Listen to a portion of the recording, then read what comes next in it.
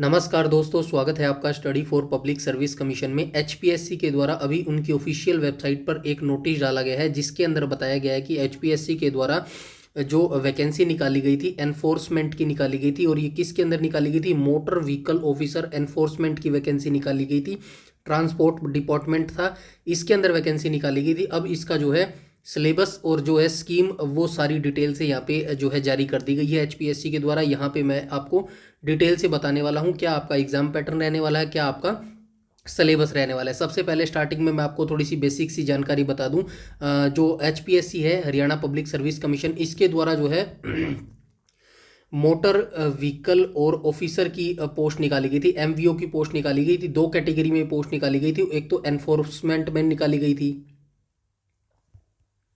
तो एनफोर्समेंट की पोस्ट निकाली गई थी और एक ट्रांसपोर्ट की पोस्ट निकाली गई थी। तो ये दो प्रकार की पोस्ट निकाली गई थी। ट्रांसपोर्ट में 23 वैकेंसी आई थी और इसके अंदर एनफोर्समेंट के अंदर 13 वैकेंसी आई थी। ट्रांसपोर्ट का जो है एग्जाम हो चुका है, सितंबर में जो है इसका एग्जाम हो चुका है। तो अब बची एनफोर्समेंट की। तो बच्चे एनफोर्समेंट के भी थे जिन्होंने अप्लाई किया था, उससे रिलेटेड जो है अब ऑफिशियल सिलेबस और जो है स्कीम ऑफ पैटर्न जो है जारी कर दिया गया है।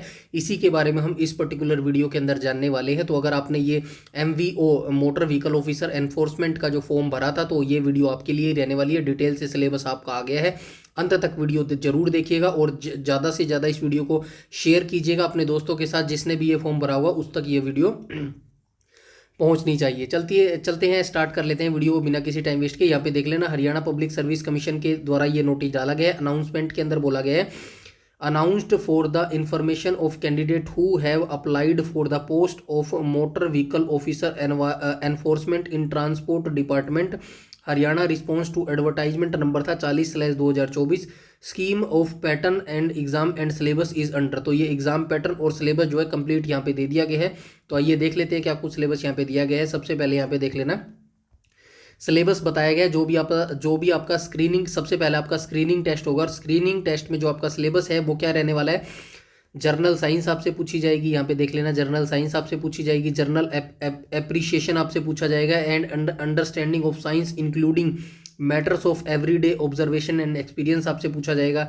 सेकंड में है करंट इवेंट्स आपसे पूछा जाएगा। नेशनल एंड इंटरनेशनल इंपॉर्टेंस आपसे पूछी जाएगी। थर्ड में history of India and Indian national movements आपसे पूछा जाएगा। चौथे पे आपका इंडियन कल्चर आपसे पूछा जाएगा। पांचवें नंबर पे geography of India, physical, economics and social geography of India आपसे पूछी जाएगी। 6 पॉइंट में इंडियन पॉलिटी आपसे पूछी जाएगी। 7th पॉइंट में आपसे national and international issues, current affair and events आपसे पूछा जाएगा। 8th पॉइंट में Haryana history, economics and polity culture आपसे पूछा जाएगा। हरियाणा का सामान्य ज्ञान जो भी है वो आपसे पूछा जाएगा। कॉम्प्रिहेंशन आपसे पूछा जाएगा। जर्नल मेंटल एबिलिटी यानी कि रीजनिंग आपसे, जर्नल मेंटल एबिलिटी और रीजनिंग एंड एनालिटिकल एबिलिटी मतलब जो लॉजिकल है वो भी आपसे पूछी जाएगी, नॉन लॉजिकल है वो भी आपसे पूछी जाएगी। बेसिक न्यूमेरसी यानी कि 10th लेवल का जो है मैथ भी आपसे यहाँ से पूछा जाएगा। उसके बाद स्कीम की बात करें तो यहाँ पे देख लेना, scheme of pattern of exam screening test. तो स्क्रीनिंग टेस्ट के लिए क्या स्कीम रखी गई है उसका देख लेते हैं। यहाँ पे देख लेना, टोटल 100 मार्क्स का आपका क्वेश्चन पेपर रहने वाला है, जो कि एमसीक्यू आपसे क्वेश्चन पूछे जाएंगे। 100 मार्क्स का रहने वाला है, मतलब 100 एमसीक्यू आपसे पूछे जाएंगे, 100 मार्क्स के रहेंगे। समय की बात करें तो 2 घंटे का समय दिया जाएगा। All question carry equal marks, सभी क्वेश्चन जो है 1 मार्क्स का रहने वाले हैं। Each question will be have 5 option, 5 option आपको मिलेंगे। 5th option will be meant of a situation where candidate indeed leave question attempt. ये बेसिक सी जानकारी आप सभी जानते होंगे। 1/4 mark will be deducted each wrong answer. तो इसके अंदर नेगेटिव मार्किंग भी रखी गई है, ये आप देख लेना। यहाँ पे 0.14 नेगेटिव मार्किंग रखी गई, यानी कि 0.25 जो है नेगेटिव मार्किंग यहाँ पे रखी गई है। उसके बाद हम बात करें, any candidate not darkening of any 5 circles more than 10% question shall be disqualified. तो ये बताया गया भाई पांचवा ऑप्शन जो है वो आपको भरना अनिवार्य है। अगर 10% क्वेश्चन है यानी कि आप 10 क्वेश्चन जो है छोड़ाएंगे बिना फिलअप करे, 5 ऑप्शन में से कोई सा भी ऑप्शन आप फिल नहीं करेंगे तो आपका जो है कैंडिडेचर जो है रद्द कर दिया जाएगा। मीडियम ऑफ एग्जामिनेशन की बात करो तो हिंदी और इंग्लिश दोनों भाषाओं में जो है आपका एग्जाम कंडक्ट करवाया जाएगा। Candidate will have secure minimum 25% mark clear the screening test. तो ये बताया गया स्क्रीनिंग टेस्ट में जो है मिनिमम 25% मार्क्स लेना जो है अनिवार्य है, अदरवाइज जो है आपको फेल कर दिया जाएगा। आगे चले हम तो आगे क्या कहा गया है, उसके बाद syllabus of subject knowledge test की बात कर लेते हैं। अभी हमने स्क्रीनिंग टेस्ट का जो है सिलेबस और स्कीम देख ली है। अब हम देख लेते हैं सब्जेक्ट फॉर नॉलेज टेस्ट के लिए क्या कुछ यहाँ से आपसे पूछा जाएगा। तो यहाँ पे देख लेना सब्जेक्ट नॉलेज टेस्ट का जो है सिलेबस दे दिया गया है। तो आइए इसको भी हम देख लेते हैं। थोड़ा सा पहले यहाँ पे देख लेते हैं।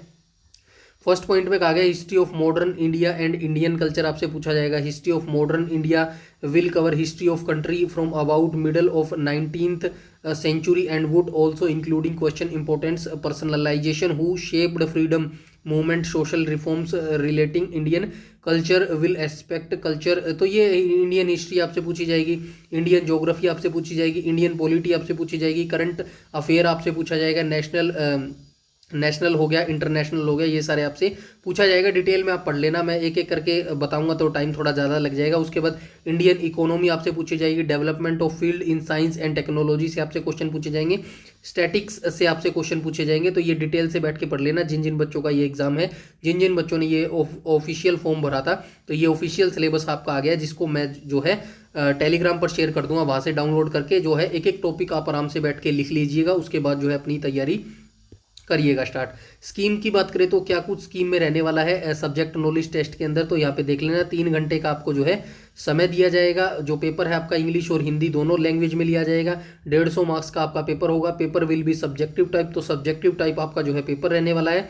No candidate will called for interview viva voce unless he secure minimum 35 marks. तो 35% मार्क्स से जो भी बच्चा कम लेगा उसको जो है नेक्स्ट स्टेज के लिए यानी कि इंटरव्यू के लिए जो है शॉर्टलिस्ट नहीं किया जाएगा। मतलब 35% तो आपको इसके अंदर लेने ही लेने पड़ेंगे, तभी जो है आपको शॉर्टलिस्ट किया जाएगा। उसके बाद इंटरव्यू की बात करूँ तो इंटरव्यू कितने मार्क्स का है, तो यहाँ पे देख लेना the weightage of interview will be 12.5 marks. तो 12.5 मार्क्स का जो है ये प्रतिशत मार्क्स 12.5% का जो है जो आपका इंटरव्यू रहने वाला है। Attendance in all stages is mandatory, तो सभी स्टेजेस में जो है आपका उपस्थित होना अनिवार्य है। यहाँ पे कहा गया है फोर्थ में the final merit list will be prepared by adding the marks of subject knowledge test and interview. जो आपको फाइनल मेरिट लिस्ट बनेगी वो किसके आधार पर बनेगी, तो वो बनेगी सब्जेक्ट नॉलेज टेस्ट,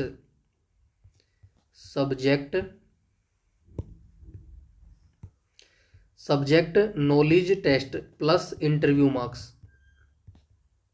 तो इन दोनों के मार्क्स जोड़कर जो है आपकी फाइनल मेरिट लिस्ट बनेगी, तब जो है आपका सिलेक्शन होगा। तो आई होप आप समझ गए होंगे। कोई भी अगर आपकी दिक्कत है तो आप कमेंट सेक्शन में कमेंट करके पूछ सकते हैं। वीडियो को ज़्यादा से ज़्यादा शेयर कीजिएगा, लाइक कीजिएगा, और चैनल पर पहली बार विजिट कर रहे हैं तो चैनल को सब्सक्राइब कर लीजिएगा और बेल आइकन बटन को टैप कर लीजिएगा ताकि समय पर आपको सारी नोटिफिकेशन मिलती रहे। यूट्यूब पर अगर आप हमें फॉलो करते हैं तो हमारा टेलीग्राम ग्रुप जरूर से जरूर ज्वाइन कर लीजिएगा ताकि समय पर आपको सारी नोटिफिकेशन मिलती रहे। जितने भी पीडीएफ्स हैं, जितने भी प्रीवियस ईयर क्वेश्चन है, हम टेलीग्राम पर ही प्रोवाइड करवाते हैं, इसलिए टेलीग्राम को ज्वाइन करना बेहद जरूरी है। इस वीडियो में इतना ही, तब तक के लिए धन्यवाद।